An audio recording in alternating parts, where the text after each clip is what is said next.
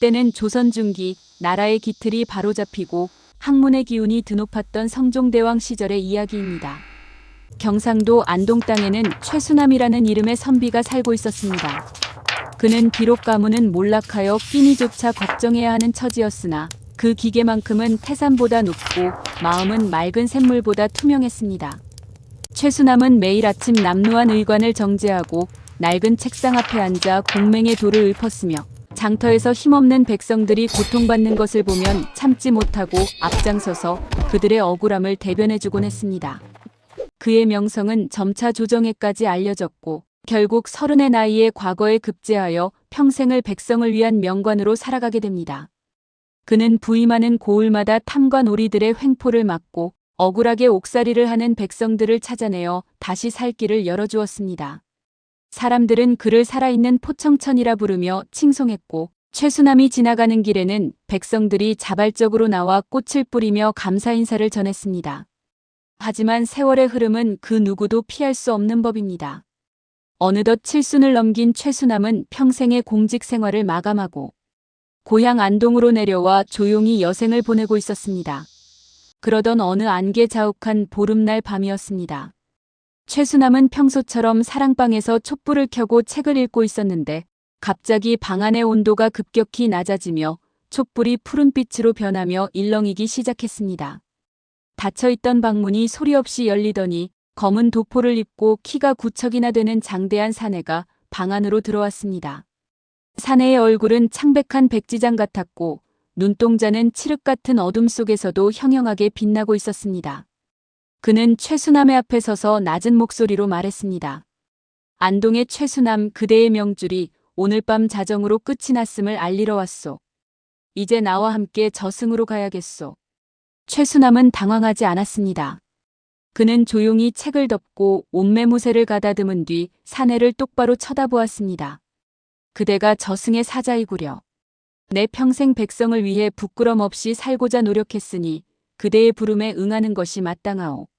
하지만 내게는 마지막으로 마무리해야 할 일이 하나 남았소. 단 사흘만, 딱 사흘만 시간을 주실 수 있겠소? 저승사자는 차가운 미소를 지었습니다. 죽음 앞에서는 왕도 평민도 단 한 줄기의 시간도 더 가질 수 없는 법이오. 어찌 감히 저승의 법도를 어기려 하는가? 최수남은 굴하지 않고 간곡히 청했습니다. 내가 죽는 것은 두렵지 않으나 내 마지막으로 돌보던 고아. 아이들이 겨울을 날 옷과 식량을 마련해 주기로 한 약속이 있소. 이 일을 매듭짓지 못하면 나는 저승에서도 눈을 감지 못할 것이오. 사자님, 그대의 자비로 사흘만 허락해 주신다면 사흘 뒤 제 발로 그대를 따라가겠소. 최수남의 눈빛에 담긴 진심과 청렴한 기운에 저승사자는 잠시 망설였습니다. 그대의 삶이 워낙 깨끗하고 덕이 높으니 내 특별히 염라대왕님께 보고하지 않고 사흘의 시간을 주겠소. 하지만 약속을 어긴다면 그대의 영혼은 영원히 구천을 떠도는 악귀가 될 것이오. 사자는 안개와 함께 사라졌고 최수남은 그날 밤부터 쉴 틈 없이 움직이기 시작했습니다. 최수남은 자신의 전 재산을 정리했습니다. 평생 청렴하게 산터라 남은 재산이라곤 낡은 집 한 채와 몇 권의 귀한 책들 뿐이었으나 그는 이것들을 모두 팔아 장터의 가난한 상인들에게 나누어 주었습니다. 그리고 자신이 돌보던 고아원 아이들을 찾아가 두툼한 손바지와 쌀 몇 섬을 안겨주었습니다. 얘들아, 할아버지는 이제 먼 길을 떠난단다. 하지만 너희가 올바르게 자라는 것을 하늘에서도 지켜볼 것이니 절대 희망을 잃지 마라. 아이들은 최수남의 손을 잡고 울음을 터뜨렸습니다. 운명의 사흘째 되는 밤, 최수남은 마당을 정갈하게 쓸고 마지막으로 조상님들의 신주를 모신 사당에 절을 올렸습니다.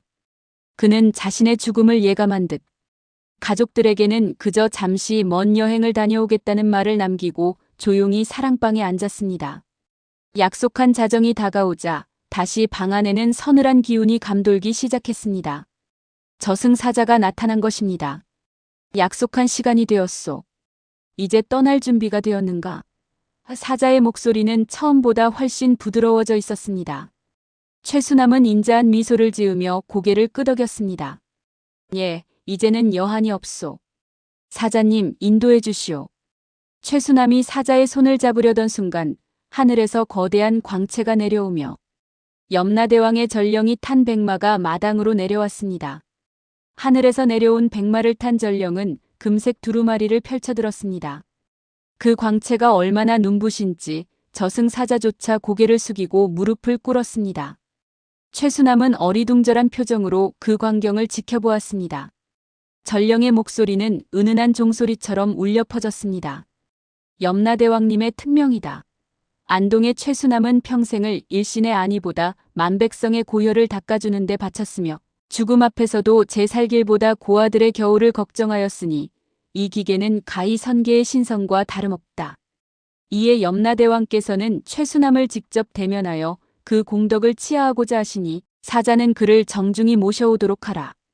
저승사자는 최수남을 부축하며 정중히 안내했습니다.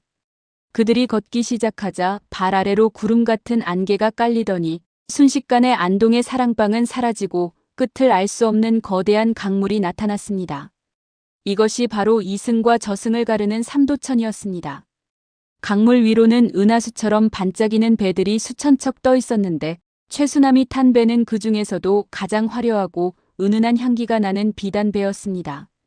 강 건너편에는 현실에서는 볼 수 없는 기암괴석과 황금빛으로 빛나는 꽃들이 만발한 산들이 보였습니다. 최수남이 삼도천을 건너 저승의 문턱인 제1염라전에 도착하자 수만 명의 망자가 줄을 서서 심판을 기다리고 있었습니다. 하지만 최수남은 그 줄을 지나 특별히 마련된 황금 가마에 올랐습니다. 가마를 맨 이들은 과거 최수남이 고을 원님 시절 억울함을 풀어주었던 백성들의 영혼이었습니다.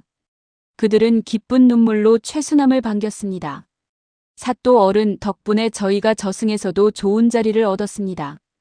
어서 오십시오. 마침내 도착한 염라대왕의 본전은 하늘을 찌르듯 높은 층계 위에 거대한 옥좌가 놓여 있었습니다. 염라대왕은 무서운 도깨비의 형상이 아니라 오히려 인자한 학자 같은 풍모의 위엄 있는 금빛관을 쓰고 있었습니다. 대왕은 옥좌에서 직접 내려와 최수남의 손을 잡았습니다. 최수남, 그대가 이승에서 쌓은 덕은 저승의 장부인 생사부에도 칸이 모자랄 정도로 가득하구나. 내 그대의 청렴함을 높이 사서 그대에게 선택권을 주고자 한다. 염라대왕은 거대한 거울인 업경대를 보여주었습니다. 거울 속에는 최수남이 평생 걸어온 길들이 파노라마처럼 펼쳐졌습니다. 젊은 시절 배고픔을 참고 자신의 밥을 이웃 노인에게 건네주던 모습, 억울하게 누명을 쓴 과부의 눈물을 닦아주던 모습, 그리고 권력자의 뇌물을 단칼에 거절하며 내 목은 베어도 내 양심은 벨 수 없다고 외치던 서슬 퍼런 모습까지 생생하게 비쳤습니다. 염라대왕이 말했습니다. 첫째, 그대는 즉시 천상의 신선으로 환생하여 영원한 복락을 누릴 수 있다. 둘째, 그대가 원한다면 다시 이승으로 돌아가 10년의 수명을 더 누리며 남은 뜻을 펼칠 수도 있다.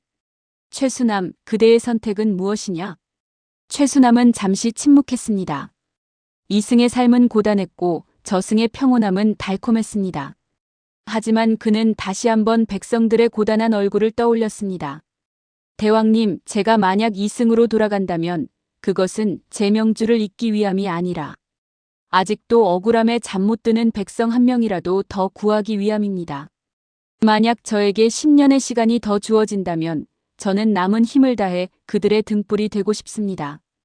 염라대왕은 크게 껄껄 웃으며 최수남의 어깨를 두드렸습니다. 참으로 대단한 고집이로다. 그대의 그 고집이 조선의 기틀을 바로잡았음을 내 알고 있다. 좋다. 그대에게 10년의 수명을 더 허락하노니 이승으로 돌아가 그대의 뜻을 마저 펼치도록 하라. 다만 한 가지 조건이 있다. 그대가 저승에서 본 이 풍경들을 이승 사람들에게 전하여 사람이 어떻게 살아야 하는지를 널리 알리도록 하라. 최수남이 감사의 절을 올리자 순식간에 저승의 궁전이 무너지듯 사라지며 거센 바람이 그를 감쌌습니다. 정신을 잃었던 최수남이 다시 눈을 뜬 곳은 안동 자신의 집 사랑방이었습니다.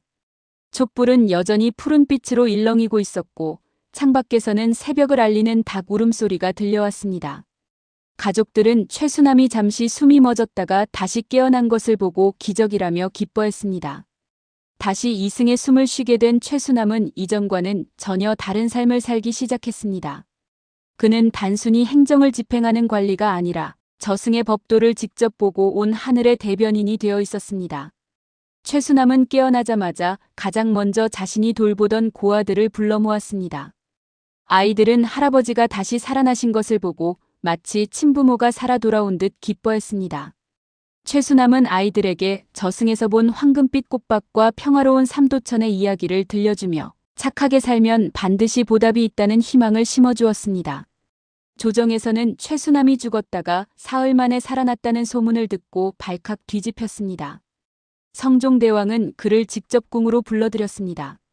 최수남은 대궐 앞마당에서 임금과 조정 대신들이 지켜보는 가운데 자신이 겪은 저승의 심판과 염라대왕의 전언을 낱낱이 고했습니다. 전하, 저승에는 업경대라는 거울이 있어 우리가 행한 사소한 악행 하나도 숨길 수 없사옵니다.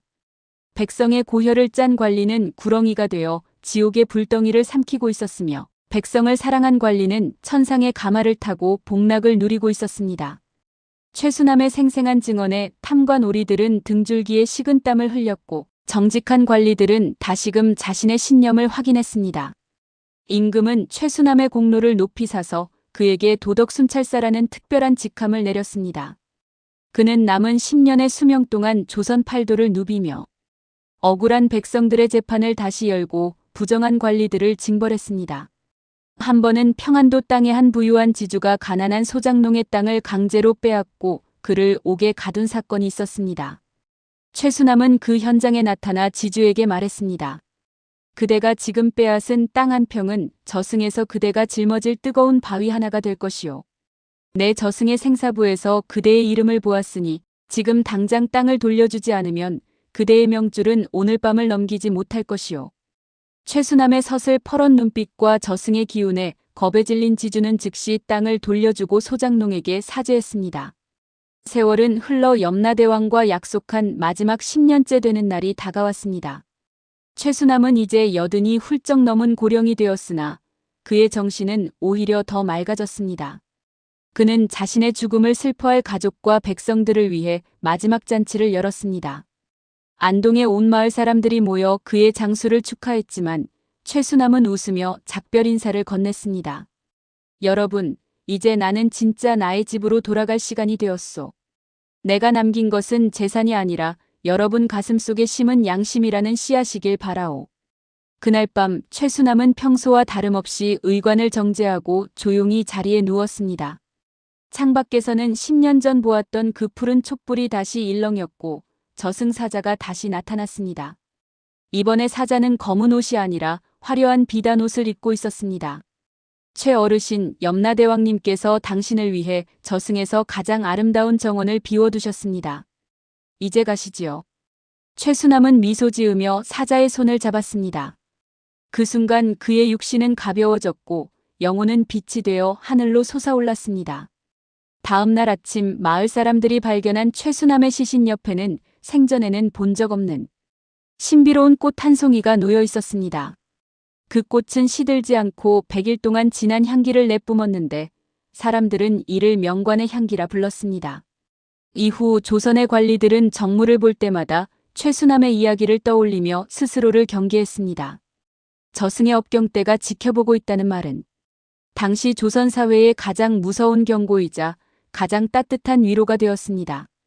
최수남의 이야기는 입에서 입으로 전해져 청구야담과 같은 야담집에 기록되었고 수백 년이 지난 오늘날까지도 우리에게 사람이 어떻게 살아야 하는가에 대한 깊은 울림을 전해주고 있습니다.